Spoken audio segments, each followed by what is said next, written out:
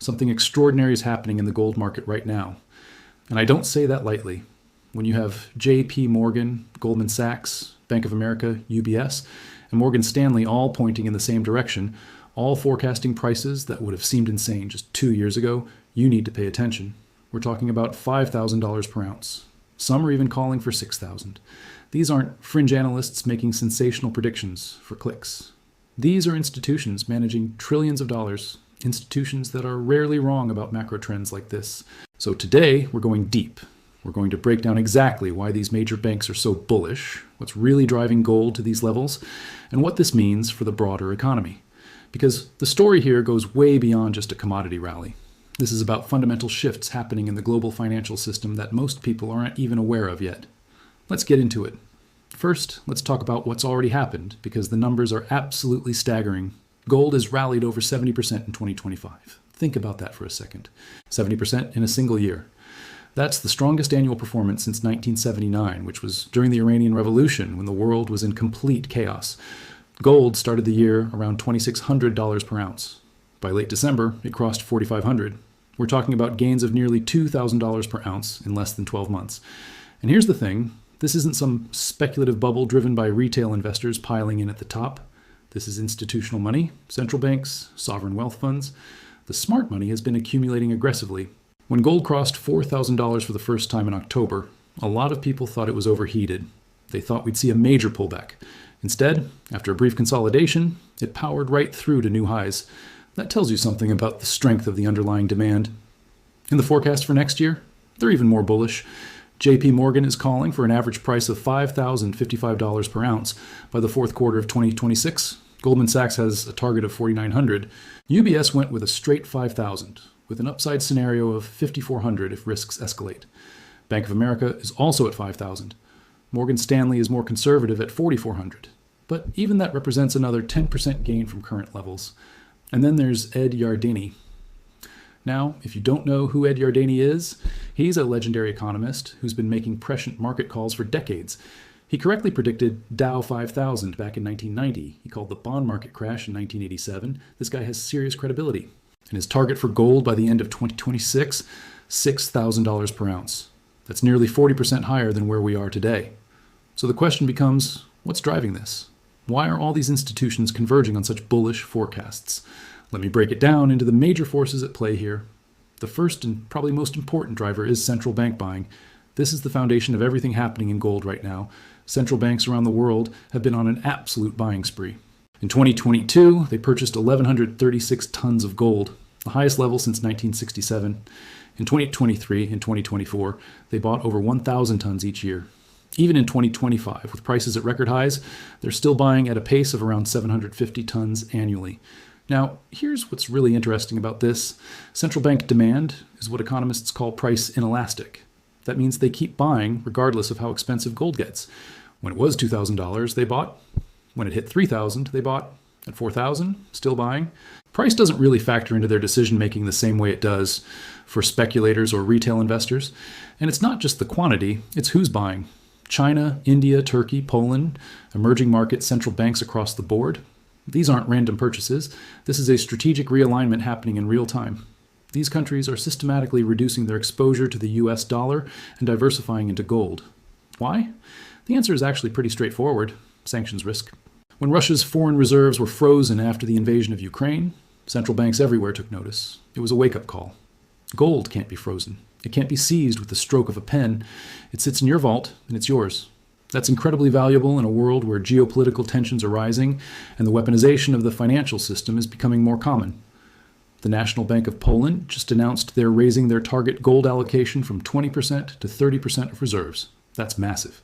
China announced in September that they'll serve as a custodian for foreign sovereign gold reserves, essentially offering other countries a way to hold gold outside of London and New York. Think about the implications of that. This could trigger a whole new wave of central bank buying from emerging markets that don't want their gold held in Western vaults. According to JP Morgan, central banks will continue purchasing around 190 tons per quarter in 2026. That's a structural floor under gold prices. It means that even if other sources of demand weaken, you have this massive buyer that's not going anywhere. The second major force is investor demand, and this one is really interesting because we're still in the early stages of what could be a multi-year accumulation cycle. Gold ETFs, exchange-traded funds that let you own gold without storing physical bars, recorded their largest monthly inflow ever in September 2025. We're talking about $26 billion flooding into gold ETFs in just one quarter. But here's the key point. This current ETF buying cycle started in May 2024. Since then, gold ETF holdings have increased by 812 tons. Now that sounds like a lot, but compare it to previous cycles. The 2008 to 2012 cycle lasted 221 weeks and added 1,800 tons. The 2016 to 2020 cycle went 253 weeks and added over 2,300 tons. This current cycle, it's only at 35% of the duration of those previous rallies. That means if this cycle follows historical patterns, there's still enormous room for continued inflows. We're talking potentially another 1,200 to 1,500 tons of ETF demand over the next year or two. And it's not just Western institutional investors. Retail demand in China has been absolutely explosive. Despite record high local prices, Chinese consumers are buying gold bars shaped like beans. Yes, literal bean-shaped gold bars. It's become a cultural phenomenon among young buyers who are treating gold like a status symbol and wealth preservation tool rolled into one. According to State Street Global Advisors, if ETF inflows continue even at just 25 to 75% of their 2025 pace, gold could easily consolidate in the 4,400 to 4,800 range with a realistic shot at breaking 5,000. The broader story here is that gold's share of total global financial assets has risen to about 2.8%, up from under 2% just a few years ago. But analysts at JP Morgan believe this could rise to 4 to 5% over the coming years as more investors seek diversification. That would represent a doubling of gold's share, which in dollar terms means hundreds of billions in additional demand. The third force driving gold higher is the Federal Reserve's policy stance. This one's a bit of a double-edged sword. In 2025, the Fed cut interest rates 3 times, bringing them down from around 5.5% to 3.75%. They did this because the U.S. economy was showing signs of weakness. Unemployment jumped to 4.6%, the highest since 2021. Job growth was revised downward. A historic 43-day government shutdown blinded them to crucial economic data. Now, heading into 2026, the Fed is projecting they'll only cut rates one more time. They're worried about inflation coming back. Markets, however, are pricing in at least 2 additional cuts. That's a meaningful divergence. Here's why this matters for gold. Lower interest rates reduce the opportunity cost of holding a non-yielding asset like gold.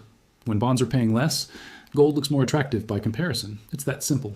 And historically, during Fed easing cycles, when inflation remains above 2%, which is exactly the environment we might be heading into, gold prices have risen by an average of 13%. Goldman Sachs specifically cited Federal Reserve policies as a key factor in their $4,900 forecast. The logic is straightforward. If the Fed keeps cutting rates, real yields stay compressed or go negative, and that's rocket fuel for gold. But there's another angle here that a lot of people miss. Even if the Fed stops cutting the federal funds rate, they're still committed to buying about $40 billion per month in Treasury bills through April. That's quantitative easing by another name. It's liquidity injection into the system. And then there's the potential for additional fiscal stimulus. Treasury Secretary Scott Bessent recently floated the idea of $1,000 to $2,000 household checks. If that happens, deficits could spike again, which is exactly the kind of setup gold tends to sniff out early. The fourth major driver is the US dollar, and this one's critical because it ties everything else together.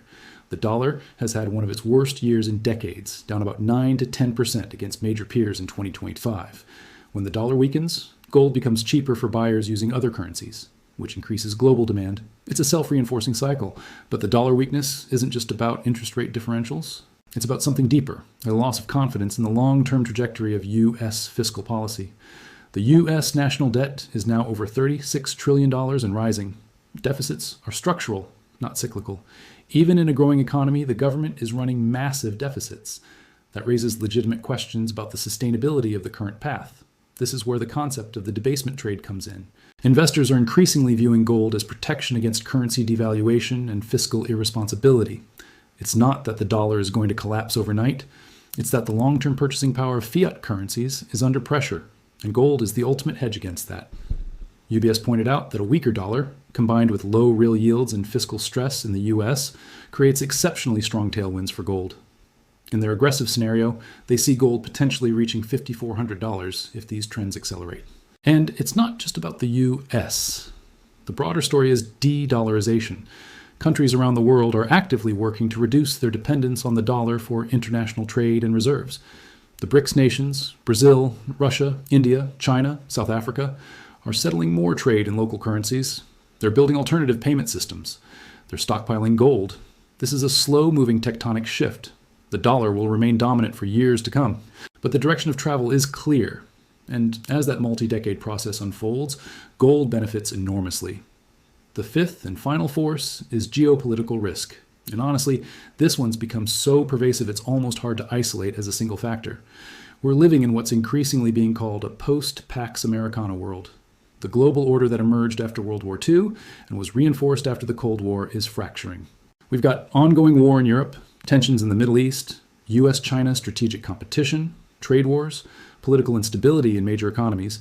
Every single one of these dynamics makes gold more valuable as a safe haven asset. Throughout 2025, we saw this play out repeatedly. When tensions escalated in Venezuela, gold spiked. When there were military strikes in Nigeria, gold rallied. When concerns about Federal Reserve independence surfaced, gold held firm. But here's what's different about the current environment. These aren't isolated shocks that blow over quickly. They're persistent, interconnected pressures that aren't going away. According to market analysis from HSBC, geopolitical risks could push gold as high as $5,000 in the first half of 2026 alone if tensions remain elevated, which seems likely. Bank of America noted that geopolitical fragmentation, the breakdown of global cooperation, and the rise of competing power blocks is a structural driver that will support gold for years to come.